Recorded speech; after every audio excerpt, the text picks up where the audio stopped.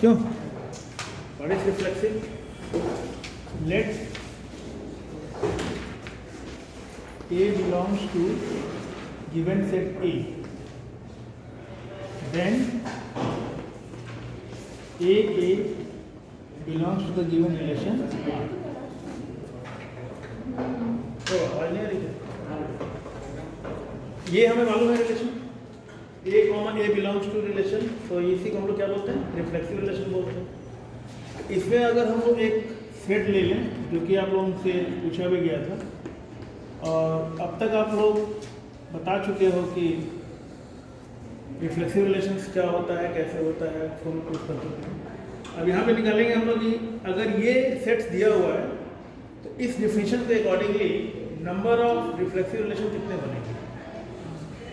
अगर ये मेरे 3 एलिमेंट दिए हुए हैं तो नंबर ऑफ रिफ्लेक्सिव रिलेशंस अगर बनाने हैं तो हम लोग पहले एक टेबल बनाते हैं।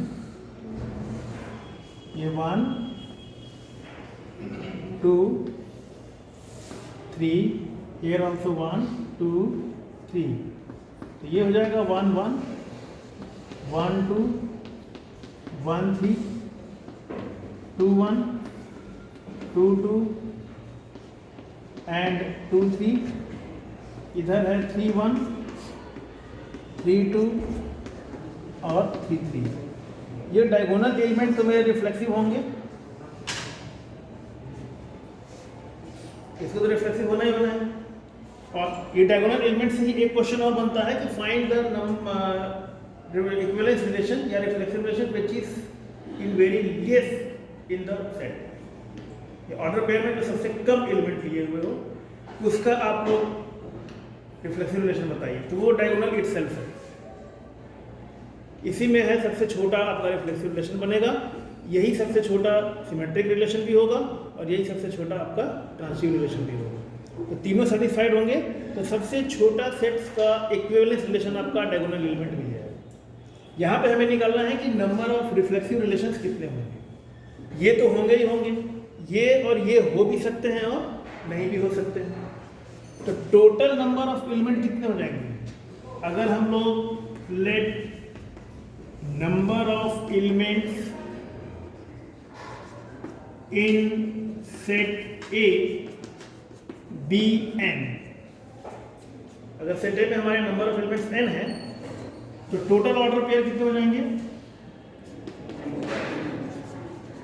Total order pair is n square. ठीक है, n एलिमेंट है तो डायगोनल एलिमेंट भी कितने होंगे? n होंगे। तो n स्क्वायर ये तो होगा ही होगा रिफ्लेक्सिव रिलेशन। इसमें ये बाकी एलिमेंट हो भी सकते हैं और नहीं भी हो सकते हैं। हम इसको भी इंक्लूड कर सकते हैं, चाहे फिर हम लोग इसको भी इंक्लूड कर सकते हैं। तो नॉन डायगोनल एलिमेंट कितने हो जाएंगे? n square minus n। हाँ, non diagonal elements will be your n square minus n। अब नॉन डायगोनल एलिमेंट्स आपके हो भी सकते हैं, नहीं भी हो सकते हैं, तो उसके हमारे पास ऑप्शन 2 हैं। तो जो सबसेट बनेगा वो कितना हो जाएगा? 2 टू द पावर ये पूरा n स्क्वायर माइनस n। तो रिफ्लेक्सिव रिलेशन या फिर नंबर ऑफ रिफ्लेक्सिव रिलेशंस यहाँ पे हो जाएंगे 2 to the power n square minus n।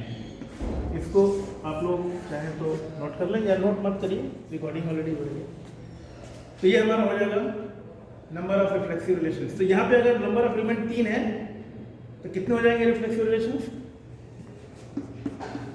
3 square minus 3, 9 minus 3 6, 2 to the power 6 हमारे नंबर ऑफ रिफ्लेक्सिव रिलेशन होंगे। कितना हो जाएगा ये? 64। अगर सेट ए में if in the set A number of elements are 4, then how many number of reflexive relations? 16 minus 4, that is a 12. So number of reflexive relations will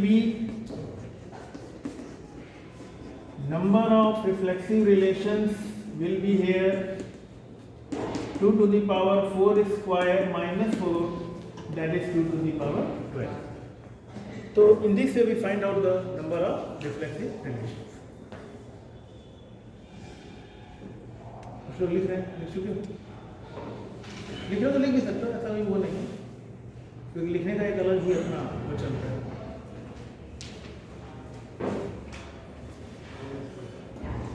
Now, what is the definition of symmetric relation?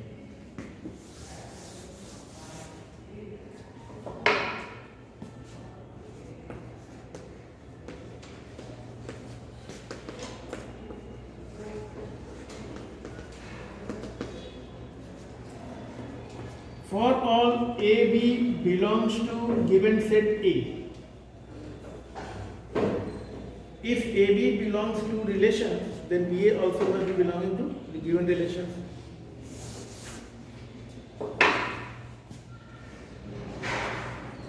AB belongs to the relation R, then BA also must belong to the relation R. ये है हमारा symmetric relations का definition.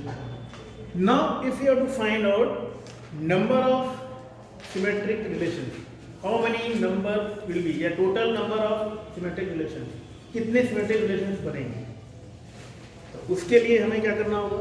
Same if we are taking example,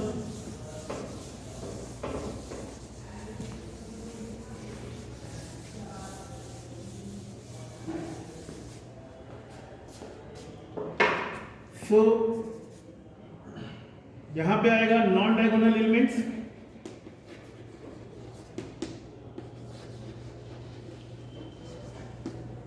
how much, n square minus n, और lower triangle में element होंगे n square minus n by 2, और upper triangle में भी सेम होंगे n square minus n by 2। तो तीन इधर है, तीन इधर आपको दिख भी रहा है वैसे ही। So, number of elements in lower triangle of matrix, lower triangle या फिर upper triangle, कोई ये, और upper triangle of matrix. It is a matrix of 3 cross 3. चलेगा, हम लोग इसको मैट्रिक्स के फॉर्म में भी लिख सकते हैं, कोई दिक्कत नहीं। तो अपर या लोअर कोई एक, आइदर लोअर और अपर, number of element will be how much? n square minus n by 2. So this we will get, this portion we get n square minus n upon 2, and here also this we get n square minus n upon 2. Now see, if we have to find the number of symmetric relations, तो ये वाले तो रहेंगे ही रहेंगे, 1 1, उल्टा करोगे तब भी 1 1, सेटिस्फाइड है। 2 2, when we are doing changing the place, then also similarly 3 3 also. Number of element in the diagonal small n, तो इसका जो बनेगा ऑप्शन वो भी क्या होगा, 2 to the power n होगा, ठीक है। तो नंबर ऑफ डायगोनल एलिमेंट्स से लेने पे हमारे जो नंबर ऑफ रिलेशंस बनेंगे वो कितने बनेंगे, 2 to the power n बनेंगे। एक तो ये हो गया हमारा, so that number of relations of 2 to the power n and into lower triangle we can take or we cannot take. अगर लोअर ट्रायंगल के एलिमेंट लेंगे तो सिमेट्रिक के लिए हमको अपर ट्रायंगल में लेना होगा, तभी सिमेट्रिक होगा। इफ आई एम टेकिंग 2 1, तो 1 2 it must be there. If I am taking 3 1, तो 1 3 भी होना चाहिए, 3 2 ले रहे हैं तो 2 3 भी होना चाहिए। तो कोई एक ही ऑप्ट करेंगे, आइदर लोअर ट्रायंगल और upper triangle. If I am considering lower triangle, तो इसके लेने और नहीं लेने का दो ऑप्शन है, और यहाँ पे जो टोटल नंबर ऑफ एलिमेंट है वो कितने हैं, n square minus n by 2। So that number of relations will be 2 to the power n square minus n upon 2। Now when we simplify this one, तो 2 to the power n plus n square minus n upon 2, so this will be 2 to the power 2n plus n square minus n, that is n square plus n upon 2, 2 to the power n, n plus 1 upon 2. ठीक है? So before starting this, we can write here that let number of element in set A small n, because taking small n I have derived the formula. तो ये आपको formula term में आ गया, that is the number of symmetric relations. तो बताओ कितना आएगा if you are taking n equal to 3. If n equal to 3, then how much number of symmetric relations? 64. Number of symmetric relation will be 2 to the power n square. 3 का square 9 plus 3 12. 12 by 2 64. 6. That is your 64. And if you are taking n equal to 4, then 2 to the power 10. 4 का square 16. 16 plus 4 20. 20 by 2, that is your 2 to the power 10. So in this way we find out the number of symmetric relations. So someone is writing or not? Yes. For the case of transitive relations, there is no as such formula derived because of that its non availability of the relation. Non availability का मतलब है कि अगर हमने जैसे मान लो केवल diagonal element लिया तो 1 1 2 2 3 3, 1 1 आगे कुछ मिल ही नहीं रहा है, 2 2 2 से भी आगे कुछ नहीं मिल रहा है, 3 से भी आगे कुछ रिलेशन नहीं बन रहा है. तो ट्रांजिटिव रिलेशंस का डिफिनेशन शुरू ही नहीं होने की वजह से इसको हम लोग ट्रांजिटिव मान लेते हैं. ठीक है, जैसे x is the wife of y, तो y अब तो वाइफ होगा नहीं, ब्लॉक हो गया हमारा ये रिलेशन. तो इसको भी हम लोग क्या बोलते हैं, ट्रांजिटिव रिलेशन बोलते हैं. उसी तरीके से एक चीज और याद कर लो, if I am taking any set phi, is it reflexive? Yes. By the same definition जो ट्रांजिटिव के लिए हम लोग अप्लाई कर रहे हैं कि वो हमारा सेटिस्फाइड ही नहीं हो रहा है, मतलब डिफिनेशन में स्टार्ट ही नहीं हो रहा है, पार्टिसिपेशन ही नहीं कर रहा है, तो हम लोग उसको ट्रांजिटिव मान ले रहे हैं. नल सेट में रिफ्लेक्सिव रिलेशन का पार्टिसिपेशन ही नहीं है, वो भी रिफ्लेक्सिव है, सिमेट्रिक भी रिलेशन है, आपका रिलेशन आएगा. तो phi is your reflexive, symmetric and transitive, all three. और phi is your also equivalence relation. ठीक. और same way if you are taking A cross A, some complete A cross A, तो A cross A entire universal set लेते हैं हम, तो ये भी हमारा इक्विवेलेंस रिलेशन होगा क्योंकि सारे के सारे एलिमेंट इसमें आ गए मेरे. जैसे हम ए क्रॉस से ये पूरा लेंगे ना, ये पूरा लेंगे तो हमारा आपको मिल जाएगा पूरा पूरा रिफ्लेक्सिव मिलेगा, सिमेट्रिक भी मिलेगा और ट्रांजिटिव भी मिलेगा, तो वो भी हमारा इक्विवेलेंस रिलेशन आ जाएगा. अब अगर आपको इक्विवेलेंस रिलेशंस निकालने हैं तो क्या करेंगे? Now write down next topic, to find the number of equivalence relation.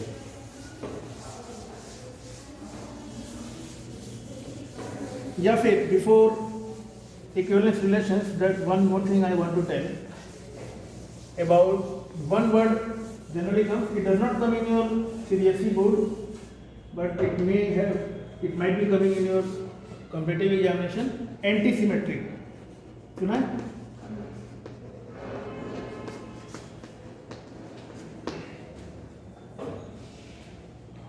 नहीं सुना?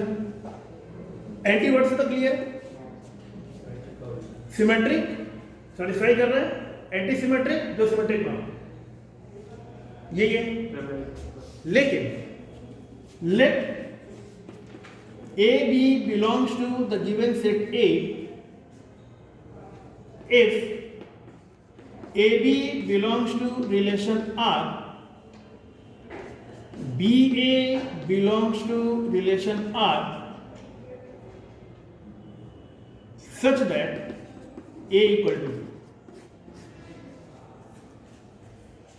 अब ये क्या डिफिनेशन आ गया ये समझने के लिए मेन, हालांकि ये डिफिनेशन वही कह रहा है जो आप सोच रहे हैं, लेकिन फर्स्ट अपीयरेंस में ये चीज नहीं दिख रही. इसको अगर समझना है तो we are taking the same example, this one.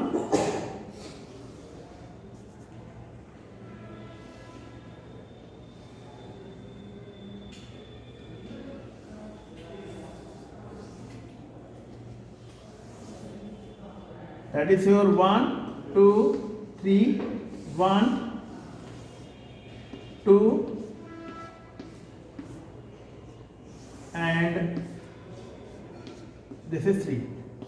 Again 1 1 1 2 1 3 2 1 2 2 2 3 3 1 3 2 3 3.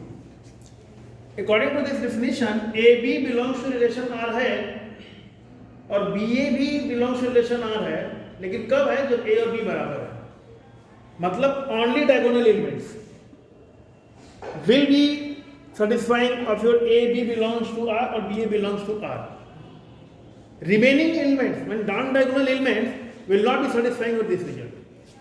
मतलब वन अगर हम लोग ये ले 2 1 तो 1 2 नहीं होना चाहिए. If I am taking element 3 1, it should not be 1 3. If I am taking 3 2, then it should not be 2 3. If 1 1 1 1 चलेगा, 2 2 भी चलेगा, 3 3 भी चलेगा. Means this diagonal elements will be your considered in antisymmetric.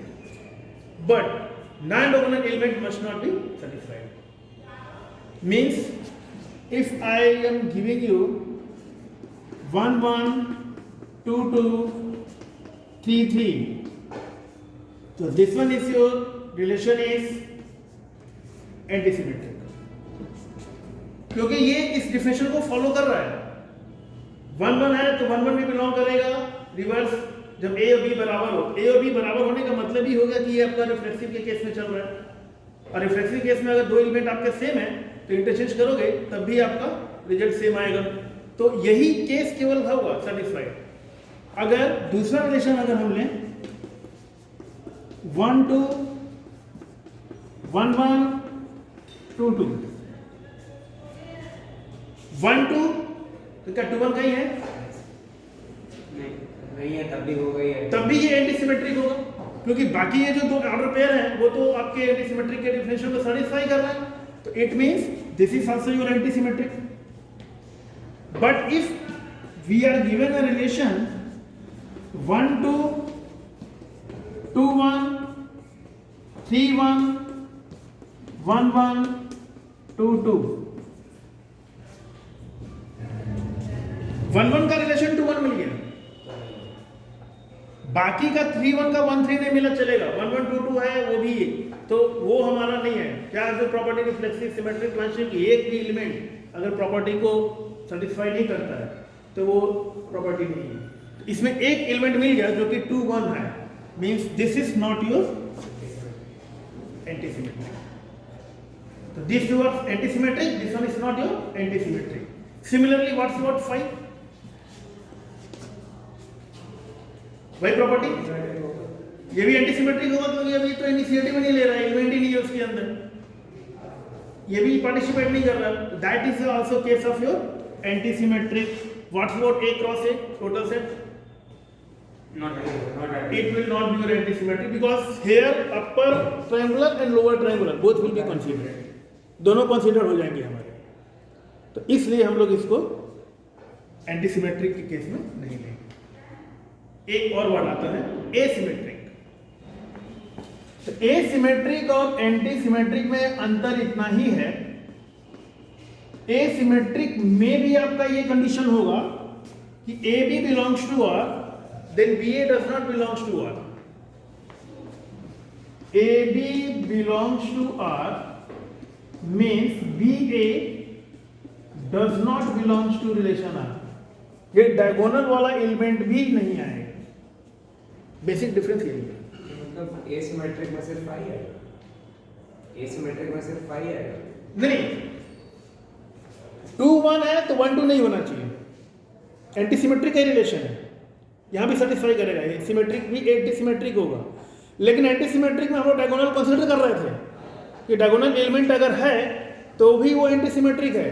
लेकिन आप डायगोनल एलिमेंट डाल दोगे, जैसे मान लो हमने यहाँ डायगोनल एलिमेंट डाल दिया तो अब ये एसिमेट्रिक नहीं रह गया. सर तो मतलब एसिमेट्रिक के एग्जांपल में 2 1 3 1 3 2 ये ले सकते. बस 1 1 2 2 3 3 लोगे तो that will not be considered as asymmetric. Sir asymmetric में अगर हम 2 1 1 2 ले लें तो नहीं है asymmetric. Asymmetric and antisymmetric both are same, only one difference कि antisymmetric में भी consider diagonal element, but asymmetric में हम लोग diagonal element भी नहीं लेंगे. बस इतना ही अंतर है, otherwise दोनों हमारा सेम है. तो ये छोटा सा था टॉपिक सिमेट्रिक के बाद, एंटी सिमेट्रिक और asymmetric. Am I clear? Now we come to find number of equivalence relation. Today's class only to find numbers. How many numbers will be there?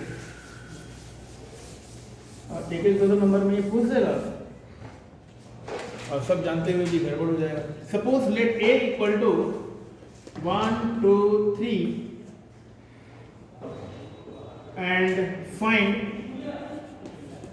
Number of equivalence relation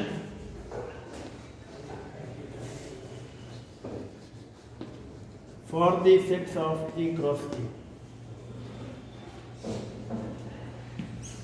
कैसे निकालना है? ये इन लोग बाकी लोग 3 element दिया है 1 2 3, तो नंबर ऑफ इक्विवेलेंस रिलेशंस कैसे बनेंगे? एक तो रफली आप लोग बना लोगे, 5 भी आएगा, सारे के सारे एलिमेंट भी आएंगे, ये दो तो आएंगे ही आएंगे आपके। अब बाकी भी इक्विवेलेंस रिलेशन में कितने बनेंगे ये आपको बताना है। तो इसके लिए जितने भी एलिमेंट्स हैं उस एलिमेंट्स में हम लोग पार्टीशन करते हैं, उस नंबर ऑफ एलिमेंट्स को कितने पार्ट में ब्रेक कर सकते हैं। तो पहला ब्रेकिंग हो गया 3, सिंपल पूरा पूरा एलिमेंट ले लिए 3। अब हमने 2 का सिलेक्शन लिया, एक को बाहर रखा रिलेशन से, और फिर हमने इसको भी ब्रेक कर दिया, 1 1 1 एलिमेंट लिया। So 3 elements, selection of 3 out of 3, that will be your how much? 3C3, it will be your 1. 2 elements का selection, 2 at a time relation बनाएंगे, बाकी एक सिंगल बाहर रहेगा, that is your 3C2 upon this one will be denominator. Same way 1C1, 1C1, 1C1, एक element है तो एक एलिमेंट का सिलेक्शन लेंगे, तो एक का एक से लेते हैं तो ये 1 होगा, अपॉन 1 इंटू 1 इंटू 1 जितने भी होंगे उसमें हम लोग मल्टीप्लाई कर देंगे, that result will be also 1, here result is 1, here 1, 3C2 3C1 दोनों सेम है, this result will be how much 3। So the total number of equivalence relation 1 plus 3 plus 1, this is your 5। ठीक, if we are given 4 element,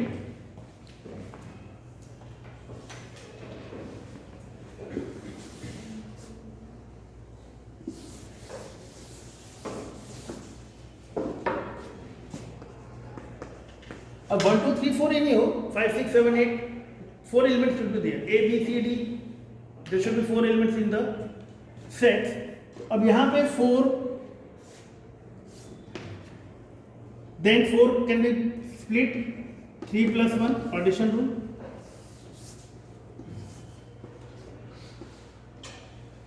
then 3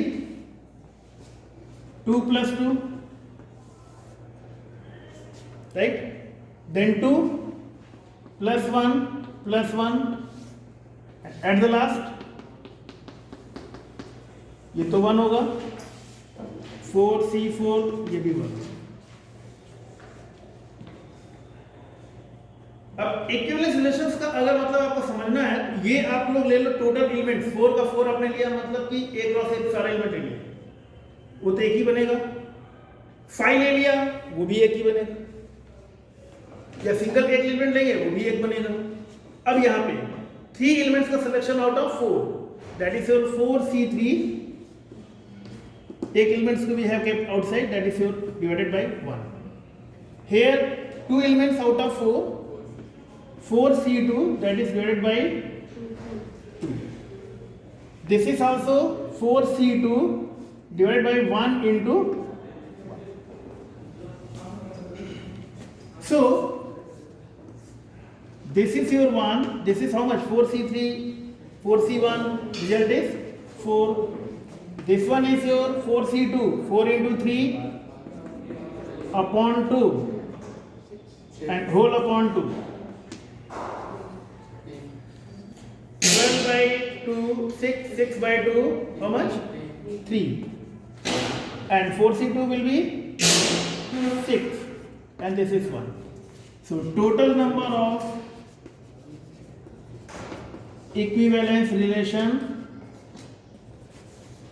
total number of equivalence relations will be 1 plus 4 plus 3 plus 6 plus 1. 1 plus 4 plus 3 plus 6 plus 1 equal to how much? 15. 15? The total number of equivalence relation will be 15. Similarly, if number of elements are 5, 6, 7, so we can split and we can find out the number of equivalence relation.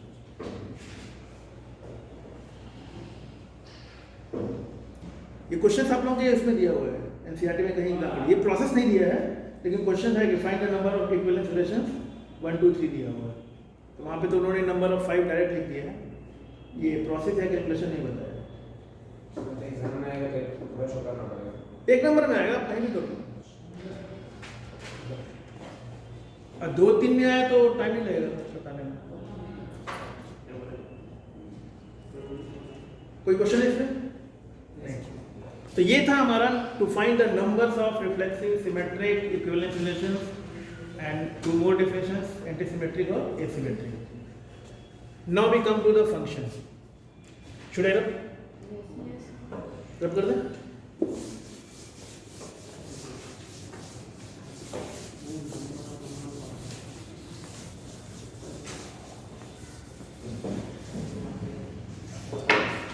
A is given 1, 2, 3.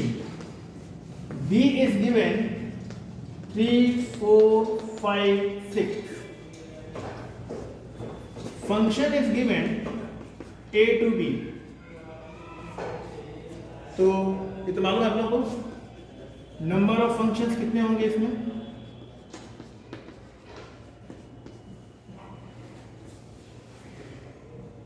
क्या है? 4 raised to the power 3. Yes, because this is 1, 2, 3. Here 3, 4, 5, 6. For this one element, we have 4 options to get a relation. For 2 also we have 4 options. For 3 also we have 4 options. So 4 into 4 into 4. This is your 4 to the power 3. How much? 64. And we can write number of function is your cardinality of codomain whole to the power cardinality of domain. तो जितने भी number हैं वो base पे रहेंगे और domain के जो एलिमेंट है वो पावर पे रहेंगे। Same questions if I ask number of 1, 1 function,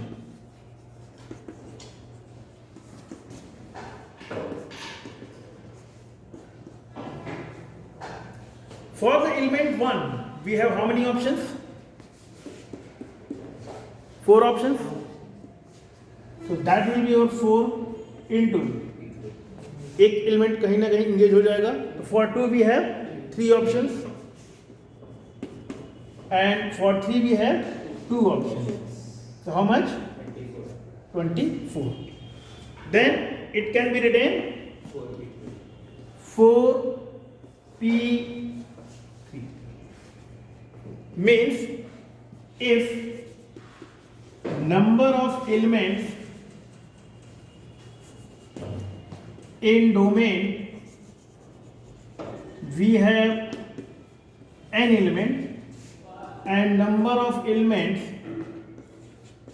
in codomain we have m element, then number of 1, 1 function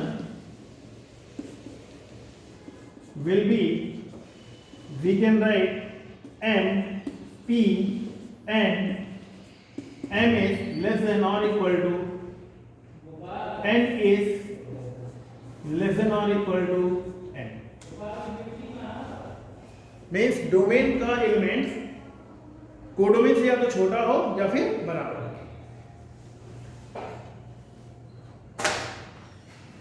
this we are getting number of one function. Now our next topic is number of onto function. How many onto functions we will have? Number of onto function.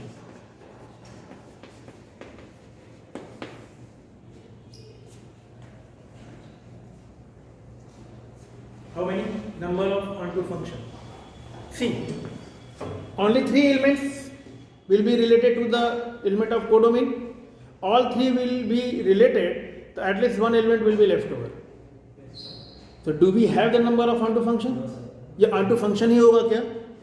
नहीं होगा. So here number of onto function is 0. Same way, number of bijection function how many? That is also 0. क्योंकि number of bijections के लिए both must be satisfied. Your one function as well as onto function.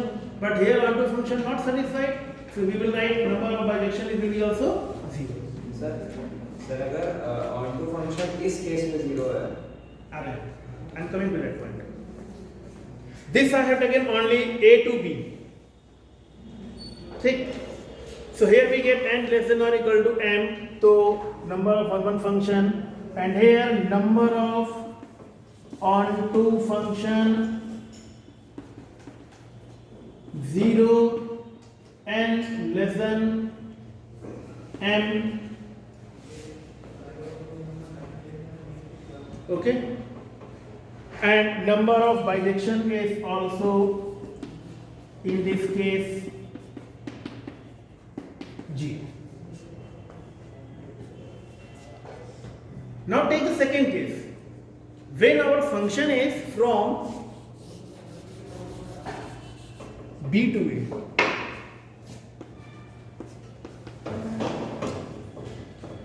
Now you tell me the number of one function. पहले तो number of function same रहेगा. I mean concept will be same for the number of functions. I mean cardinality of the codomain to the power of cardinality of the domain. तो यहाँ पे 3 to the power 4 हो जाएगा मेरे पास. ख्याल से नहीं सही है. 3 to the power 4 होगा. That will be the number of function. I am talking about now for one function. So here I am not dealing with the number of functions, simply one function.